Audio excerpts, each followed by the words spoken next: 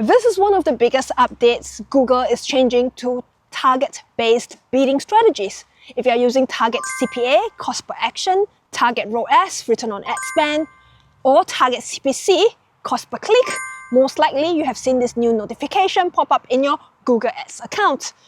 Review your campaign targets starting August 17, 2026. Campaigns with bid targets, for example CPA or ROAS targets, will provide more consistent performance when limited by budget, even after budget adjustments. Review these campaigns to ensure targets align with your objectives. Targets will not be updated automatically.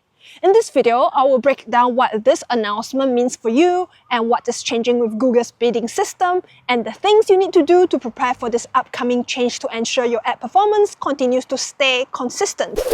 Hi, I'm Clarice Lin, the ROI Doctor. I help Shopify store owners like you double their store revenue with profitable Google Ads. If you're new to the channel, welcome! If you want to see how your own ads are performing, I have a free 9-point checklist at claricelin.com. It will tell you if you're actually attracting the right shoppers or just burning cash. Link is in the description and pinned comments. It's called the Google Ads Pulse Check. And this will also tell you if there's a problem with a landing page or ads. Without further ado, let's get into the topic for today. From August 17th onwards, Google is changing target-based bidding for campaigns limited by budget. There are two parts to this change. Firstly, Google will treat bidding targets as stronger instructions. If you are using bid strategies such as target CPA, cost per action, target ROAS, return on ad spend, or target CPC, cost per click for demand gen campaigns. And secondly, this will only affect those campaigns Google marks your search campaign as limited by budget. You have set a target CPA of $20. But right now, the campaign is generating conversions for around $10 each. After this update, Google may treat your $20 target as a stronger instruction. So what does that mean in practice? Google does not directly buy a conversion. It bids for clicks in individual auctions. Each time someone searches, Google estimates how likely that person is likely to convert. It then uses your target CPA to decide how aggressively it can bid for that click. Let's use a simple example. Imagine Google estimates that someone has a 20% chance of converting. In simple terms, that means Google may expect one conversion from every 5 similar clicks. If those 5 clicks cost $2 each, the total cost will be $10. That will give you a $10 cost per conversion. But your target CPA is not $10, it is $20. That tells Google you're willing to pay an average of up to $20 for a conversion. So Google now has more room to spend. That does not mean Google will automatically increase every click from $2 to $4. It could use that extra room in several different ways. First, it could bid more for clicks from the same kinds of searches it was already targeting. Secondly, Google could compete in searches that were previously too expensive. Some searches cost more because many advertisers want to appear for them.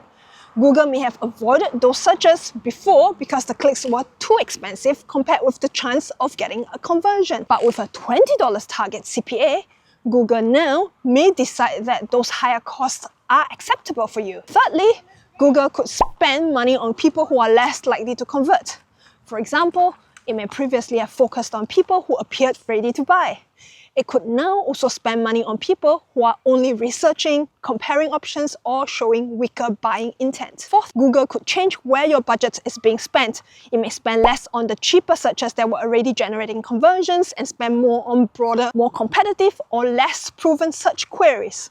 So Google is not necessarily increasing the price of every click. It has simply been given more freedom to spend your budget on clicks that cost more, have a lower chance of converting, or both. And this becomes especially important when a campaign is already limited by budget. Google uses more of a budget to generate each conversion. The same daily budget may produce fewer conversions. For example, imagine your daily budget is $100. At an average CPA of $10, that budget could generate around 10 conversions. At an average CPA of $20, that same budget could generate around 5. Then if you want to recover the conversion volume you were getting before, you may feel pressurized to increase the budget. For example, if $100 previously generated 10 conversions but only now generates 5, you may need to spend closer to $200 to get back to 10 conversions. The important point is this: Your $20 target CPA does not mean Google charges you $20 when a conversion happens. It means Google has more freedoms in the auctions leading up to that conversion. Target ROAS works in a similar way, but instead of telling Google how much you're willing to pay for one conversion, you're telling Google how much conversion value you want back from your ad spend. Say for example, Google marks your campaign as limited by budget. You have set a target ROAS of 500%. That means you're asking Google to generate around $5 in sales for every $1 you spend. But right now, the campaign is achieving a ROAS of 800%. That means it is generating around $8 in sales for every $1 you spend. After this update, Google may treat your 500% target as a stronger instruction. So rather than continue to achieve 800%, the campaign may start performing closer to the 500% target you have entered. But how could that happen? So every time someone Googles, Google estimates how likely that person is to convert and how valuable that conversion value may be. It then uses your target ROAS to decide how much it can bid for the click. Let's use a simple example. Imagine Google estimates that someone has a 20% chance of placing a $100 order. In simple terms, Google may expect one $100 order from every 5 similar clicks. To achieve a 800% ROAS, Google could only spend around $12.50 to generate that $100 order. Spread across 5 clicks, that would be an average of around $2.50 per click. But to achieve a 500% ROAS, Google could spend up to $20 to generate the same $100 order. Spreading across 5 clicks, that would be an average of around $4 per click. This does not mean Google will automatically increase every click from $2.50 to $4. It simply means Google has more room to spend. It could bid more for clicks from the same kind of searches it was already targeting. It could compete in searches that were previously too expensive. It could spend money on people who are less likely to buy. It could also spend money on people who are expected to place smaller orders. Or it could move more of the budget towards broader, more competitive or less proven searches. So Google now has more freedom to spend your budget on traffic that costs more, produces less value, or both. And because your budget stays the same, that can reduce the total sales value you receive. For example, if your daily budget is $100, at an 800% ROAS, that $100 could generate around $800 in sales before. At a 500% ROAS, that same $100 could generate around $500 in sales. So the important point is this: your 500% target ROAS tells Google that it does not need to maintain the 800% return you are currently getting. It tells Google that a return closer to 500% is acceptable. And after this update, Google may take that target much more literally. So why is Google making this change? Google says the current behavior can make scaling difficult to predict. For example, your target ROAS may be 500%, but while the campaign is limited by budget, it may achieve 800%. When you increase the budget, Google has now more money to spend, so it enters more auctions and buys more traffic. The extra traffic may be more expensive or less valuable. Your ROAS then drops from 800% closer to the 500% target. Google says that sudden change can be confusing, so its solution is to make the campaign closer to the 500% target even before you increase the budget. That way, when you add more budget, the performance should not change as sharply. And this is the real trade-off. Google is choosing more predictable results when you increase the budget over getting the best possible results from your current budget. From Google's point of view, an 800% ROAS may create a problem if your target is only 500%. That's because when you increase the budget, your ROAS may suddenly fall closer to 500%. But from the advertiser's point of view, an 800% ROAS is not a problem. It means you're getting more sales from the same amount of money. So Google may make future budget increases easier to predict by reducing some of the stronger performance you are getting today.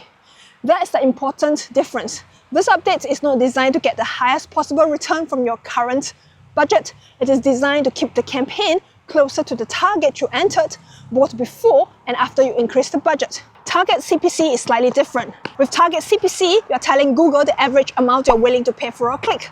For example, your target CPC may be $2 while the campaign is currently getting clicks for around $1. After this update, Google may allow the average cost to move closer to the $2 target you entered. That could mean paying more to reach certain audiences, compete for more expensive placements, or shift more of the budget towards channels where clicks cost more. Now look at what that means for your budget. If you spend $100 at an average CPC of $1, you could receive around 100 clicks. If the average CPC moves closer to $2, the same $100 may only generate around 50 clicks. These clicks may be more valuable, but they may not be too. Target CPC is designed to control the cost of the traffic. It does not guarantee that the traffic will produce more leads, sales, or profit. So before August 17th, compare your target CPC with the average CPC you're actually paying. Then check what those clicks are producing. If the campaign is already bringing in useful traffic for around $1 per click, leaving the target at $2 may give Google more room to raise the cost. If you want to protect the current traffic cost, consider moving the target closer to the CPC you are already achieving. But base that decision on the business result. Do not judge the campaign only by whether the clicks are cheap. The real question is whether those clicks are turning into customers at a cost your business can afford. So what should you do before this update takes effect? Firstly, you have to understand that your bidding target now needs to match the result you genuinely want Google to aim for. Do not leave an old target CPA or target ROAS in place simply because the campaign has been beating it. Google began to rolling out its new bid target adjustment tool on 6th of July. You may have seen it already. The tool allows you to review affected campaigns, compare your target with your recent performance, and apply a new target. But do not just open the tool and blindly click on apply. The tool can show you what the campaign is achieving, but it cannot decide what result your business needs to remain profitable. That decision still needs to come from you. Start by finding campaigns that are marked as limited by budget and use target CPA, target ROAS, or target CPC for demand gen. Then compare the targets you entered with the result the campaign is already achieving. For example, your target CPA may be $20 while your actual CPA is closer to $10. Or your target ROAS may be 500% while your actual ROAS is closer to 800%. The next step depends on which results you actually need. If the current performance is the result you want to protect, move the target closer to that result. For target CPA, that means lowering the target. If your campaign is achieving a $10 CPA and you need to keep it close to $10, do not leave the target at $20. Consider lowering it closer to $10. For target ROAS, it works in the opposite direction. If a campaign is achieving already 800% ROAS and you need that level of return to protect your profit, do not leave the target at 500%. Consider raising it closer to 800%. But make sure the recent performance is real and sustainable before you use it as your new target. Do not base the decision on one unusually strong week, a temporary sale, a seasonal increase in demand, or incorrect conversion tracking. Look at a period that fairly represents normal business performance. And also check that the conversion values being sent to Google are accurate. A campaign may appear to have a strong ROAS because the revenue values are wrong, refunds are not being removed, or low quality conversions are being treated as valuable leads. If the data is wrong, changing the target will not fix the real problem. Now, if your current target still matches your business goal, you can leave it where it is. For example, if a $20 CPA is still profitable and you're genuinely willing to pay $20 for a customer, then the target may still be correct. Or if a 500% ROAS gives your business the profit it needs, you may decide to keep the target at 500%. But you must understand what that decision means. You're telling Google that performance closer to that target is acceptable, even if the campaign is currently doing much better. And there are still several things that Google has not clearly explained yet. We do not know how large the impact will be. In each account, one campaign may move only slightly towards its target, another may see a much larger change. We also do not know how quickly the change will happen. Performance could move gradually over several weeks, or some campaigns could change much sooner after the update reaches them. Google has confirmed that Performance Max and Demand Gen campaigns may change how spend is divided across the channels, but Google has not said which channels may receive more money, which may receive less, or how large those shifts could be. For example, a Performance Max campaign could move more budget towards search, shopping, YouTube, display, discover, Gmail, or maps. So the overall campaign results may move closer to that target while the source of that performance changes beneath it. We also do not know whether some campaigns will gain enough extra volume to make the lower efficiency worthwhile. A campaign could move closer to its target but also generate more sales or leads. For some businesses, that trade-off could be worth accepting. For others, the lost profit on each sale may matter more than the additional volume. This is why you need to record your current performance before August 17, record your actual CPA or ROAS, record your spend, number of conversions, conversion value, and average cost per click. For Performance Max and Demand Gen, also record how traffic and spend are currently divided across the channels, where that data is available. This gives you a clear starting point After the updates, you can compare the new performance with what the campaign was achieving before. Do not judge the change after 1 or 2 days. Google has recommended waiting for 1 to 2 conversion cycles before evaluating the results. A conversion cycle is the normal amount of time between someone clicking on your ad and completing the action you are measuring. For a business where most people buy on the same day, the evaluation period may be fairly short. For a business where customers take several weeks to make a decision, you will need to wait longer. The action you need to take is clear. Review every affected campaign before 17th of August. Decide what CPA or ROAS your business truly needs. Update targets that are no longer matching that goal and create a record of current performance so you can measure what actually changes. The bid target adjustment tool can help you change the number, but you still need to decide what that number should be. And that decision should be based on your real profit margins, conversion data, and business goals, not simply on the target that Google recommends. If you're not sure whether your current targets are protecting your profit or limiting your growth, that's exactly the kind of thing I can help you review. I offer Google Ads growth audits and consultation calls. In an audit, I look for growth opportunities, wasted ad spend, tracking issues, landing page problems, and campaigns with inconsistent performance. For more details, get in touch at claricelyn.com. You can also find my contact details in the description and pinned comment below. If this video was helpful and you enjoyed it, give it a like, subscribe to the channel and turn on the notification bell so you do not miss future videos on how to double your Shopify store revenue with profitable Google Ads. I'm Claricelyn, the RI Doctor, signing off. Till the next video, stay profitable.